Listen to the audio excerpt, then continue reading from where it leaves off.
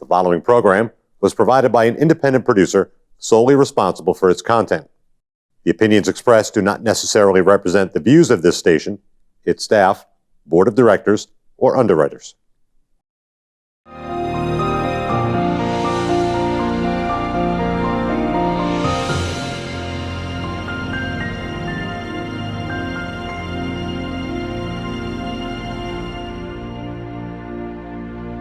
Hello, and help me welcome Donald Scott, running for Alderman in Ward 2. Don, tell us and the audience a little bit about yourself and why you're running for office. Well, I moved to Nashua probably about 35 years ago, right after our first daughter was born. And my wife and I grew up in Lowell, Massachusetts, and it was, time that we wanted to set up a house. And one of the things that was kind of important at the time was we thought that we would move to New Hampshire because we always really liked New Hampshire. And one of the things that was good about it too is that at the time in Massachusetts, it was pretty well earning its Taxachusetts nickname there, and but we had no desire to bring that along with us. But we moved up to Nashua, and we've been here ever since, and we've always thought that it was a great place to live. I worked for pretty much my whole career as an accountant, and for most of it as a controller for a few different small companies, actually, in New Hampshire and in Massachusetts, and it was fun. I enjoyed doing that work too, and pretty much got into semi-retirement about maybe 4 years ago, and since then, I've probably been even busier doing all the work around the house and trying to help out with the grandchildren, but that's good too. And so we have 2 daughters. They're grown now, and they have their own families. One of them lives in Nashua. The other one lives over in Merrimack. So that's far away. That's good. Yeah, fortunately, we get to see them a lot, which is another thing that I really like. And so, at any rate, I decided after some thought, especially after the past year or so that we've just gone through, that perhaps it was time to see if I could do something more for the city. Offer the citizens an alternative to the current alderman that's in there. And, not that he's a bad guy or anything like that, but, one thing that I really noticed, especially after we all began going through the coronavirus misery that we've been in for the past year and a half, is that a lot of people, including me, didn't pay a whole lot of attention to local politics because everything just seemed to be fine and there were no particular issues. That is until a thing called coronavirus came along. And, suddenly a lot of local leaders who were, pretty much invisible to me and probably to a lot of other people, became very visible, and their policies and what they believed in was were completely clear. And myself and a lot of other people didn't particularly care for a lot of what we saw. And so, like after a lot of discussion with, with my family and a few other people, I decided that, hey, why not try to give the people a little alternative to what they've got right now? Because we just were feeling, especially with all the angst and animosity going along. I mean, like I won't deny that the virus is a serious issue, but it's unfortunately handled better, huh? Well, unfortunately, it seemed to bring out the worst in a lot of people, and like I've been feeling all along that rather than being primarily the public health issue that it should be, it's become more of a political issue, and that's unfortunate as far as I'm concerned, because I said at the beginning of this thing that no government, no organization is going to be able to guarantee anybody that they're never going to get sick. But the way that they've been playing it is that it's almost like that's what they're saying, and some people actually seem to be buying into that, and it's all it's caused is a whole lot of anxiety and problems for everybody all along, and and from what I can see, it hasn't really done a whole lot to stop or even greatly mitigate the spread of the virus, which fortunately doesn't seem to be quite so virulent now as it was when it first came around. But at any rate, people who we thought were going to support us and listen to us and try to help us out have in a lot of cases proved to be anything but. Like they have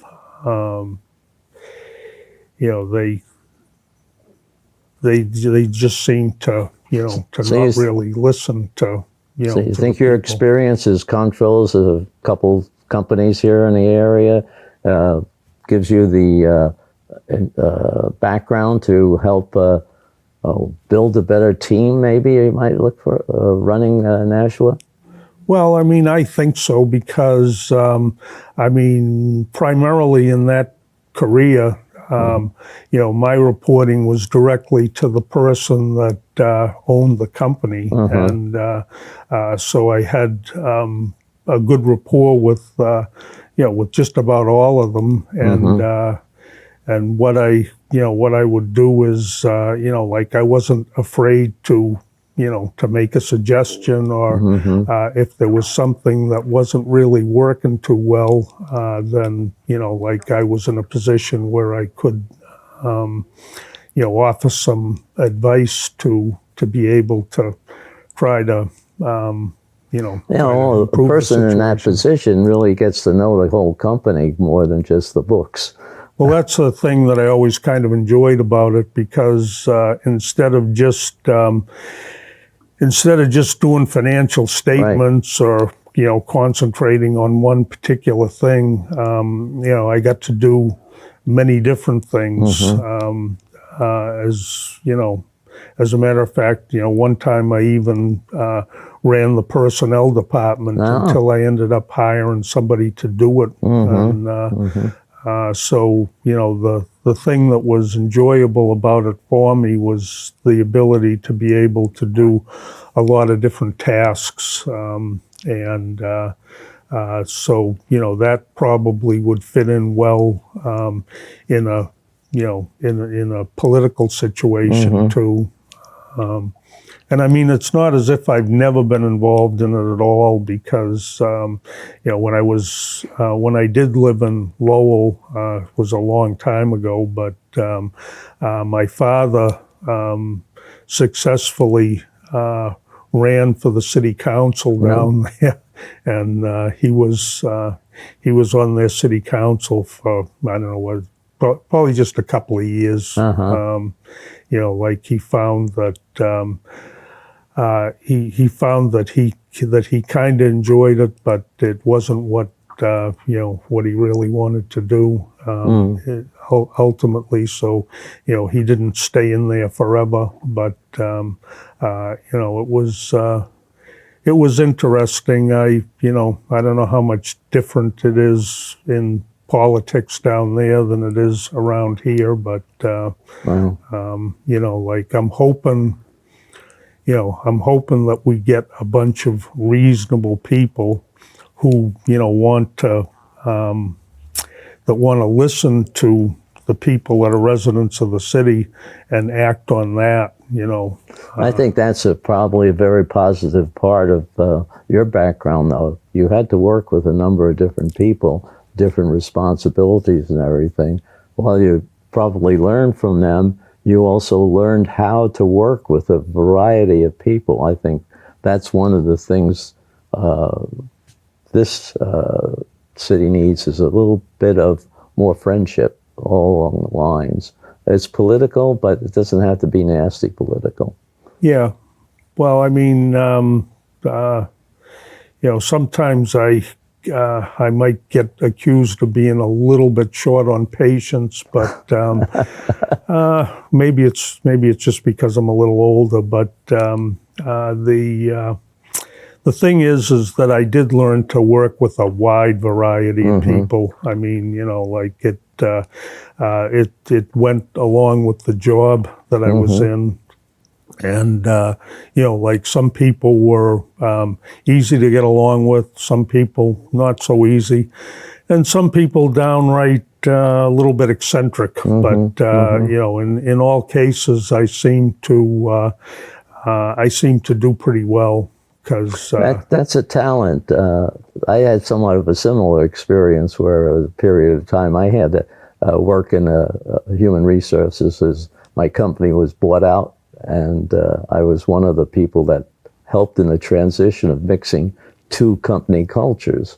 And that was an interesting time for me, talking to people with a whole bunch of different perspectives. But you must have gathered a little bit of ability just to learn how to work with a whole bunch of different people, just being there.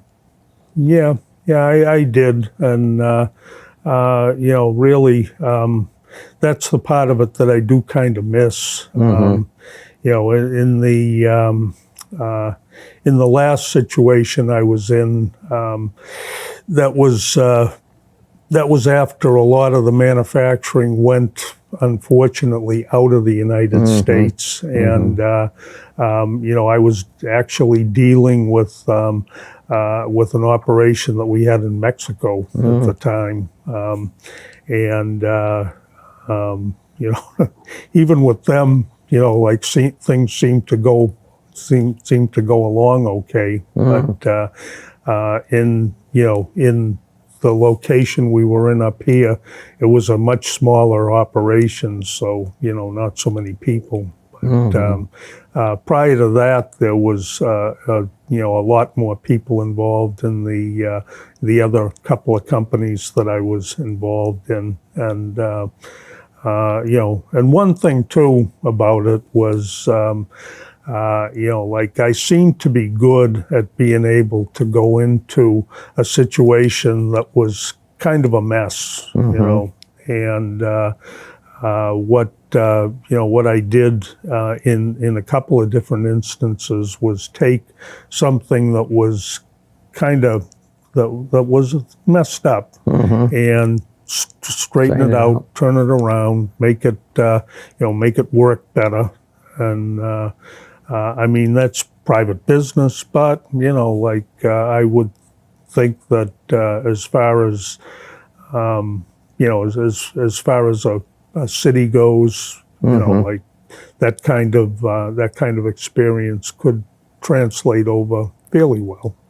Well, I think you probably would, when you're elected, you'd run into a lot of problems. The city is one that has quite a mixture. I forget how many tens of languages our school kids come to school with, knowing, but there are a lot of people that you have a little bit of experience with Mexico, and problem solving in a nice way to get things done in an organized way and an effective way, not just efficient, effective, is what we need to run a town of this size. I mean, it's not like a business, but you have to apply certain business principles to running it sometimes, just to make it effective. Yeah, I would think so. I mean, I'm not completely intimately familiar with everything that's going on down at City Hall and all the issues that they're dealing with. But I mean,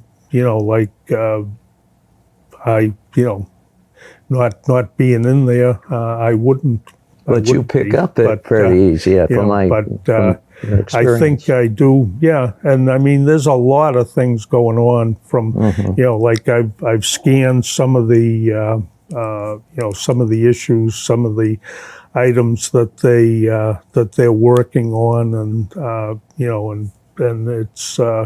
it's quite a bit. So there'd be a considerable amount to digest, but it's not as if it's a situation that I haven't looked at before.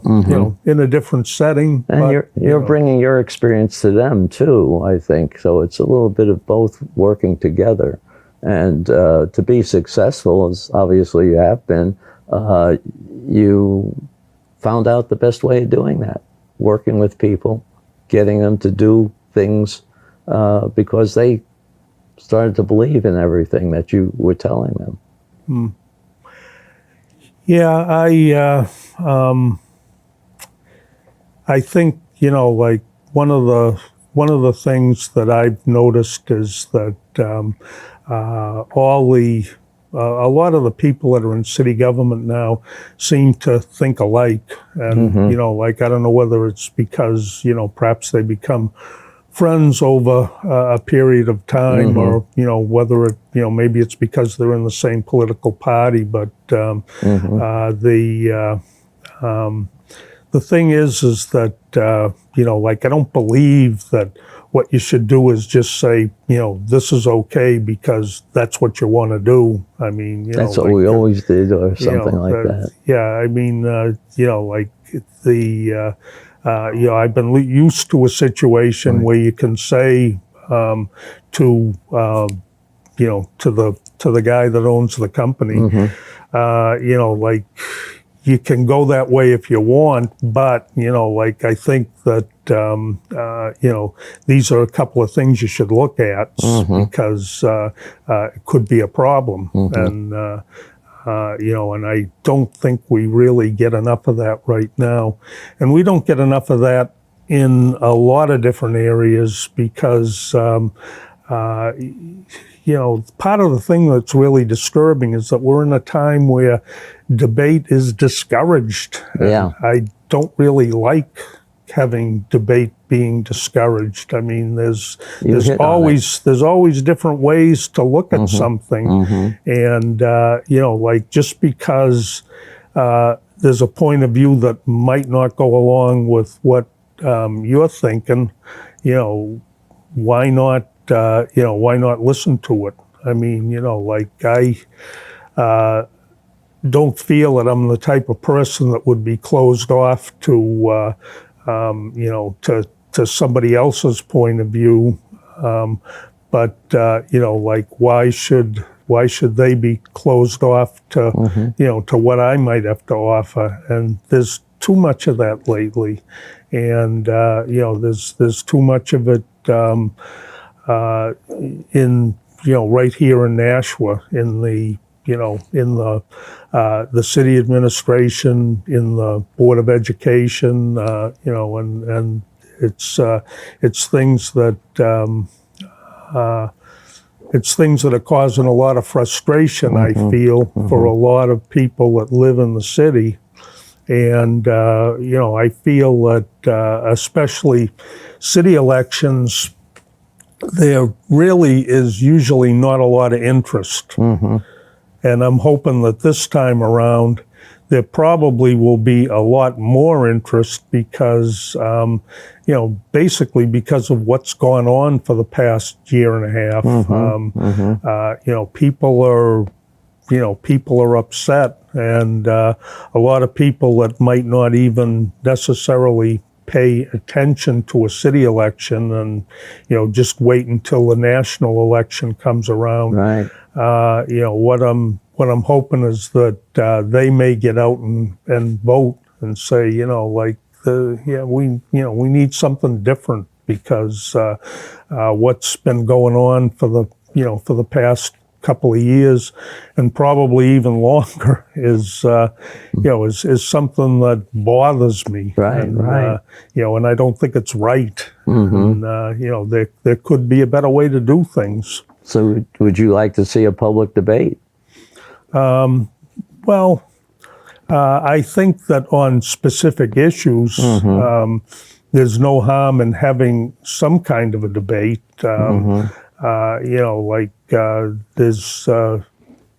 It's always a good idea, I think, to let the public have some input into it. And I've seen some of that, and and unfortunately, some of that hasn't been too nice lately. But the thing is that I go back again to the matter of will people listen? I know I'm talking at you, but you already have your mind made up, and so when I finish talking, you're going to just say, this is what we're going to do. One ear out the other. Yeah. So like that. Well, we did that in 2010. We had some debates. I don't know if you remember that in the North High School, and we thought that was very effective. But unfortunately, both sides haven't been able to get together since then to do a debate. Well, I don't know. I mean, really, I think there's a difference between a good debate and a nasty debate, and all I've been seeing lately is a lot of nasty debates, yeah. And I don't see a need for it because what that's saying is that I have my opinion and I don't give a damn about your opinion.